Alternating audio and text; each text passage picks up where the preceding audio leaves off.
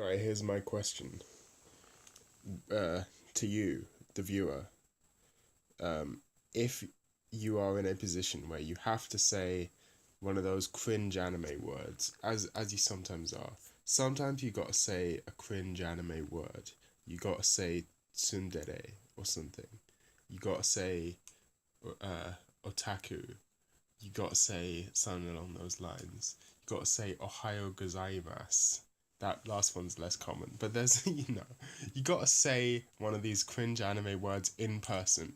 I don't know if you've ever had a conversation about anime in person, but I have desperately tried for my entire life to have a conversation about anime in person, right? And so I'm talking about the names of series. I'm talking about talking. My question is basically, it doesn't have to be in person, maybe just over a voice chat, for example, is another good example. Just where you have to say these things out loud. What is worse? What is worse? I'm going to give you two examples. I'm going to say the same thing twice, and you got to tell me which one's worse. Which one's worse? Tsundere or tsundere? Which one is worse? Is it more cringe and blue pilled to say to try and do the Japanese pronunciation, or is it worse to completely forego the Japanese pronunciation? Obviously, the worst thing you can possibly do is correct someone when they say something like that. If you've ever heard someone say tsundere and you've said actually it's tsundere, you've got to just die. You've got to kill yourself because there's no hope for you. Obviously that's the worst thing you could possibly do. But if you're in a position where you're talking about the weeaboo shit and you've got to say a weeaboo word to communicate effectively what you're talking about, some of these words don't have this problem. For example, okay, for example, something like isekai is like it has basically no difference, even pronunciation. Or Iyashike, that sort of thing. Like no one really that sort of descriptor sounds the same. But something with one of those rolled R's. Do you roll the R or do you don't? Do you roll the R or do you not roll the R? Another one that is pretty divisive is, do you pronounce it Akira or Akira, right? Or even Akira.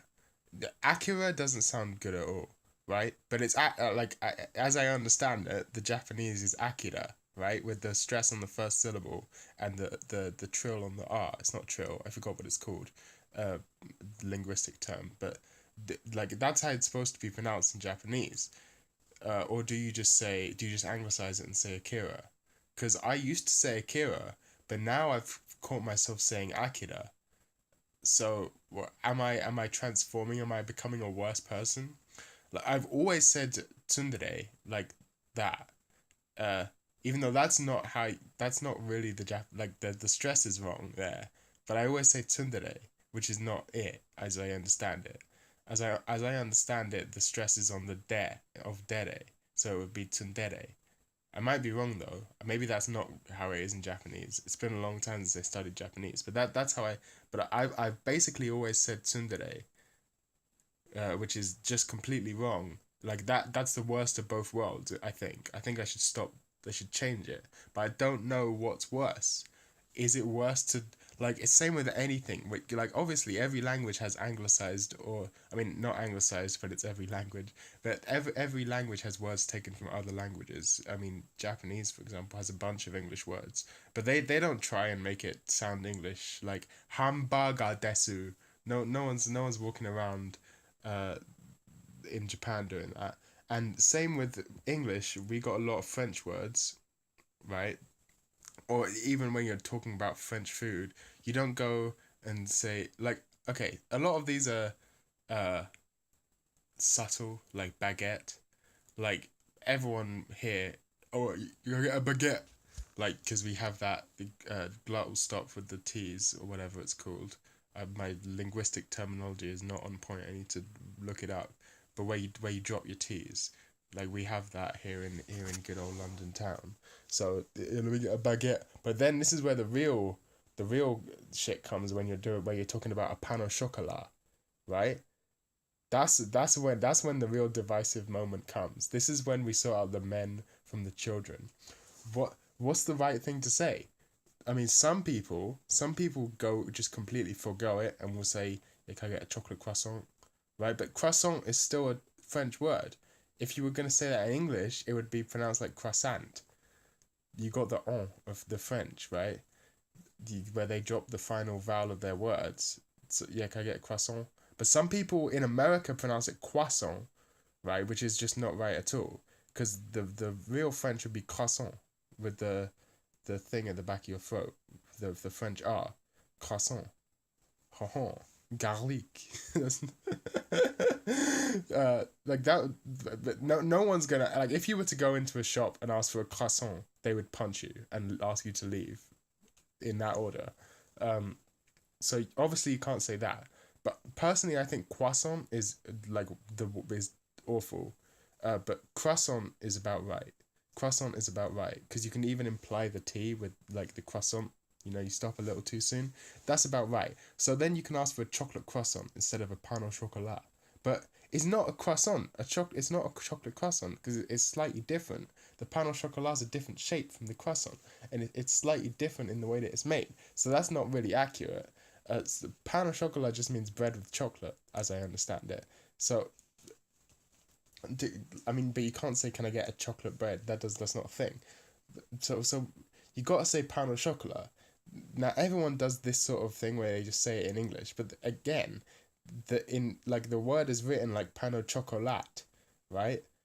But we drop the last T when we say it in English, pain au chocolat, and we also do the sh instead of the ch, right? So we kind of got a little bit of the French in there, but we're not going all the way. So is that how you're supposed to do it when you say weeb words? Are you supposed to do a little bit of the weeaboo, but not change your voice too much? Like, is the trilled R too much? Is what I'm asking. Is the sound too much? Is that is that too much of that weeabooness? Do you just go to the do you just properly drop that, or do you like go all in and do the duh?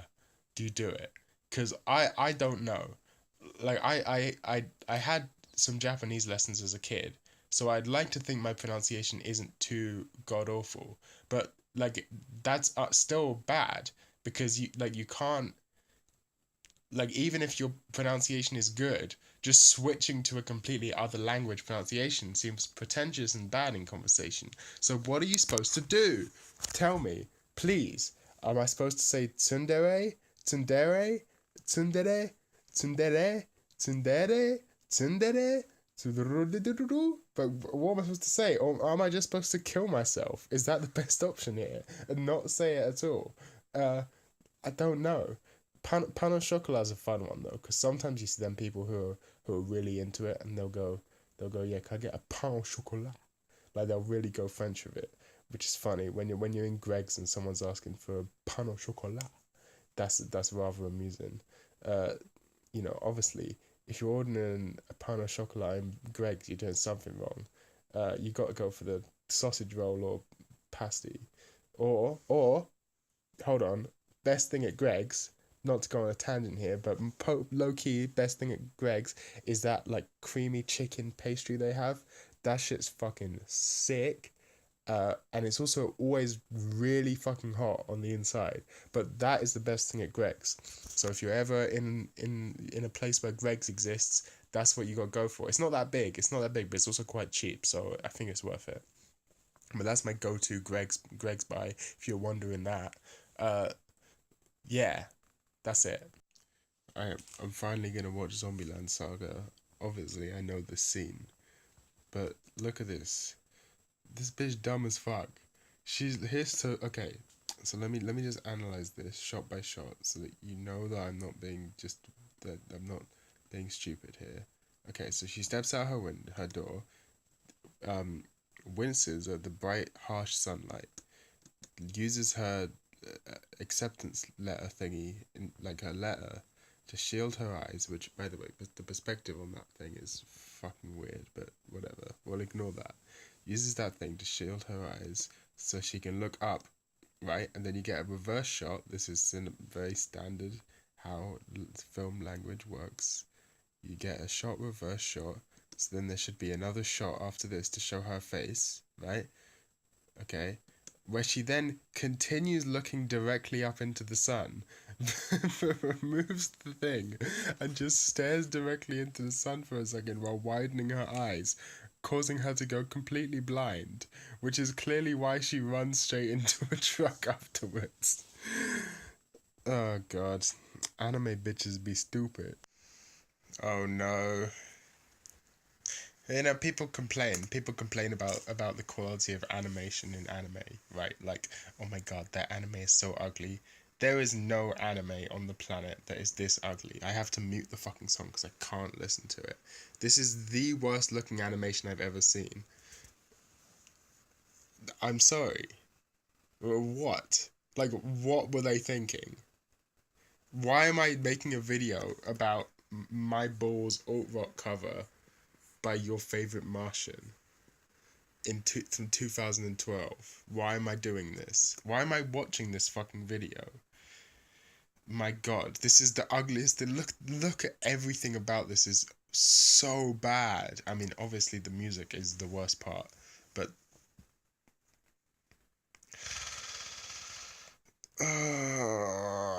the internet, you know, everyone's like, oh man, the internet's gone to shit. No, the internet was shit from the very beginning. It's never been good. It was an awful mistake from the very start. I'm becoming a primitivist. I really should go back to the forests before Ray William Johnson ever crawled out of whatever fucking primordial ooze he was birthed from. We need to go back. I'm fucking pissed. I'm pissed at anime right now, but I can't get too wound up because it's really late and I can't shout. But I'm gonna like almost shout like this so I can get across the fact that I'm pissed at the entire anime industry right now. Come on, you fuckers. Come on, you dickheads. Come on, you dipshits. Come on, you fuckboys. Come on, you shitheads. Come on, you donkey brain poopy heads. Come on. Why aren't characters fucking? Why are anime characters not fucking? I need to know the answer. We must change this. Why aren't anime characters? The album is fucking finally on Spotify. Fuck you. Fuck you. Alright, the recording just stopped for some strange reason, but I'm back and I'm still pissed. Whoa, that's how pissed I am. Why aren't anime characters fucking? Why are they not fucking? Come on, you bitch ass no motherfuckers. Make anime characters fuck. You idiots. You idiots. You idiots. You're sitting here thinking, oh, Japanese audiences won't buy our anime if we make the characters have any sort of essence of any kind of sexuality at all because of their fucking bullshit purity thing. Well, you're clearly incorrect. You're like literally factually incorrect. You're provably materially incorrect. You're just wrong because there's a fucking thing. I don't know if you ever heard of it. It's called the Monogatari series. It's like one of the best selling anime series of all time. Like incredibly popular in Japan, incredibly successful. And what happens in that show again? Oh, what happens in that show? Oh yeah, two main characters get in a relationship in like episode 4, and it's not implied that they fuck. It's stated outright. Obviously they don't show it, but they fuck, and everyone loves them. Everyone loves Senjo Gahara and Araraki's relationship. Everyone loves them. So you're sitting here just lying to yourself. Now, obviously, if we're talking about some like fucking pure high school yonkoma fucking shit, whatever, that's a different thing. Keep the fucking away from them. Keep the men away. We can have light Yuri undertones as much as you want. That's cool. But if it's a fucking harem show, what are you doing? What are you doing? What are you doing? Fucking... This is what happens. I stopped watching anime. And I start watching anime again. And it pisses me off. I'm pissed off right now. I might have to go watch some fucking good anime to remind me that it exists. Fucking Fuck off. I don't want to think about bad anime. I fucking watch some good anime to revitalize myself and remind me that there is some sort of purity in the world. Although I doubt it, honestly, at this point. Where's the purity? Show me anything good. I don't think it exists. Okay, we got TV static. I believe this is good instantly. Oh no, I'm having a seizure. Call the ambulance. I'm gonna go now because I don't get copyright fuckery. There are so many of us, the disenfranchised. This should be seen as a problem, and it's weird that it's not. Nobody really cares. No one wants to hear about my misery because they have their own. But this isn't how it should be. It feels wrong. Why are we here? Why has no one come to save us? Hope is a disease. Can we ever know if it was always like this? Are we just a modern lens over the truth? The deepest human truth? That life and suffering are one and the same? Why live in that case? I keep going, you keep going, perhaps thrust onwards by spite. Or maybe our biological instinct not to die.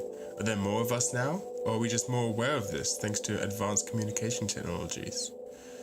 What's worst about this is we cannot know the answers to these questions. I'm sure we all have our theories about such things, but we can't know. The universe doesn't give a shit about knowing. Our emergent systems don't give a shit about knowing.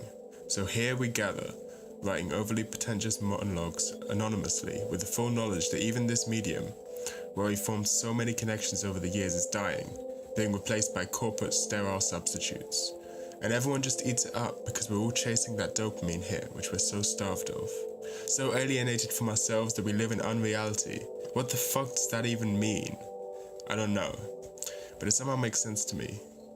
I've been locked up in my room for God knows how long. This is no life. This is no life. I want to dive into the internet head first and never come out again. That's more real than meat space now. I've had more visceral connections online than could even be possible in meat space. Let me in. I beg my monitor to swallow me whole, but all it does is vomit the text I type in futility back up at my eyes. The wired might actually be thought of as a highly advanced upper layer of the real world. In other words, physical reality is nothing but an illusion, a hologram of the information that flows to us through the wired. I'll kill just about any motherfucker try to phone me, any motherfucker try to phone me, I'll kill. Ain't nobody can stop me. Give a fuck about that. I'm out. One day, my day of retribution will come, motherfucker. I keep trying to understand what is the appeal of normie media. Why do they do it? Why do they watch these things? So here I am, watching a normie media. It's a Netflix show. Can't get more normie than that. I watched a couple of them now. Dirk Gently. Oh, that was an experience. I highly recommend you watch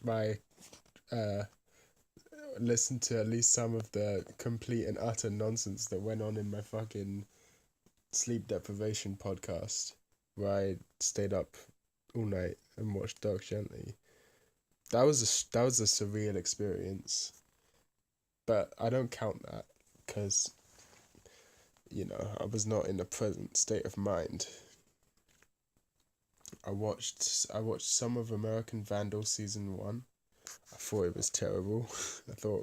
I watched the first episode and it should have just been one episode. It should have been a short film. In fact, I think it was originally a short film. Fucking stupid. Yeah. And then I watched some Netflix comedy specials, and those were good. Some of them. I watched the Dave Chappelle one. But the James Acaster one, very good. Probably one of the best I've seen. So now I'm watching this. Russian Doll. This seems to be aimed at old people. Not old people, but it's the main character's 36. So I'm hoping there'll be some level of maturity in this show. which will be a new thing for me from Netflix. I'm yet to experience this. Um, what else happened? So yeah, I watched. I was like, you know what? I need to watch some good anime. So I watched some like a fucking. I forgot what I watched. Dead Leaves. I watched Dead Leaves, and I've been watching some films. I tried to watch Lost in Translation, but it was bad. I dropped it like halfway through. You know, a bunch of other shit. A bunch of other shit. I watched so many films. I've been watching like one or two films a day for the past like week. It's been nuts, too much. So I'm taking a break from the films by watching this. Um, so far, I'm 5 minutes in. I gotta say it's not looking good, but the plot hasn't started yet. Um, plot hasn't started. Main character, New York, New York. Eh, eh, you know, normie shit. It's normie shit. Why am I watching normie shit and not anime? Well, I tried to watch anime. I watched Zombieland Saga and dropped it. I started watching Kaiba, but I'm not in the mood to watch Kaiba right now. Um, what else did I do? I watched like the first episode. Hold on, this thing. Uh, how clumsy you are, Miss Ueno. But this is like just a little too trashy for me. Like just a touch too much trash. Uh, I watched some other stuff recently. Let me go on my shit. See what maybe it'll tell me. No, what am I thinking? Maybe it will jog my memory. I started watching a little more of this Hidamari sketch, but you know, that's again one of those things you gotta be in a specific mood for. Look at this. This is what I like to call a wasted life. You see this number right here? Well, actually, I can go also to the dropped list, because these are also things that I've like seen but decided I don't care about. So see this number right here? This is a number that shows have wasted my life. Um, I'm gonna keep watching this. I have low expectations. But is there nothing good? Where's the good things? Tell me some good shit to watch, please. I genuinely did not expect. I did not expect Russian Doll to be a good show. And I put this down to Netflix's fucking marketing team or whatever, because I guess their demographic says the most people who use Netflix are like 20-ish, I'm assuming, because it's marketed all of their shows have the same marketing material. It's very, very clearly pandering to a certain demographic, and this show is no different. However, this show doesn't feel like a show made for 20-year-olds. It feels mature. That is the word that came to mind after seeing this. There's only 8 episodes. They're 30 minutes each, I believe. 100% would recommend. It gets stronger as it goes along. If I have one problem-ish, it kind of rushes the ending a little, but not like too much as to ruin the rest of the show, in retrospect. So yeah, but all the other stuff I've watched on Netflix, like Dirk Gently's and American Vandal and stuff like that, all the Netflix originals I've seen have been like, I think this may be the first TV show made for adults I've ever seen. Well, actually, maybe not. Twin Peaks comes to mind, but I don't watch that many TV shows. And most of the ones I do watch, you know, they're aiming for a more broad audience. But this is very clearly like a show. It's mature. I don't know what else to say. It has mature characters who are like going through deep shit. It was good. I can relate to it very strongly in a lot of respects. And I mean, this story's been done to death so many times. The die and repeat the same day over and over again storyline. But this is actually done well for once. Well, I say for once. It's been done well a few times, but it's done differently. Um, if you don't like weird, if you like your stories to have a very concrete beginning and end, and like uh everything that's set up in the beginning gets concrete answers at the end, rather than some sort of artsy fartsy kind of shit, this show is gonna leave you feeling unsatisfied. But personally, I love that artsy fartsy shit. So this show was right up my fucking street. Um, thank you Netflix for recommending me this.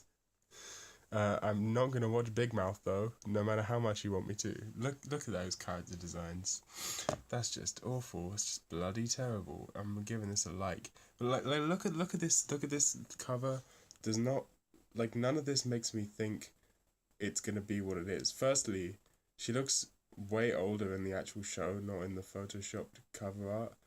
Um, like all it shows is scenes from the party, basically, which makes you think it's just gonna be like a, well, man, young people having fun, and it's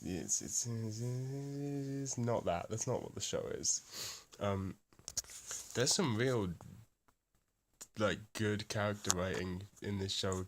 To the like, uh, I don't want to talk. I mean I don't know how much I can get into it without like being too deep about it, but as someone who has experienced similar things to what some of the characters go through or backstories are, don't want to give too much away about the plot, but as someone who's experienced similar things as to what a particular character's backstory was, I can strongly understand. I think it was done very well.